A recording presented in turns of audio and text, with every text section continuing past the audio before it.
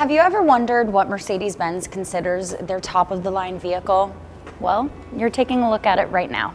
So this is the 2025 Mercedes-Benz Maybach S 580. A few things that separate this Maybach from the standard S-Class are going to be the Maybach badging, the Maybach branded grille, the champagne flute inspired wheels, and the extended wheelbase offering more cabin space. And when it comes to customizing your Maybach, the world is your oyster. Between wheels, interior, or paint, you have many options for creative freedom.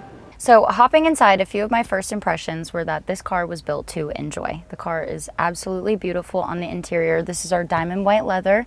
We've got our pillows for extra comfort and ample space for reclining your seat here in the back. A few other things that I want to highlight are HD Burmester speakers. We can find them all throughout the cabin. I've got a few behind me, one above me here on the door panel as well. We've got our airflow vent here that faces the passengers. We've got our media screens in the back seat where you can watch TV and browse the internet, as well as use the radio and navigation.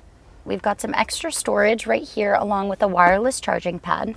And we also have a compartment back here that you can interchange for a refrigerator.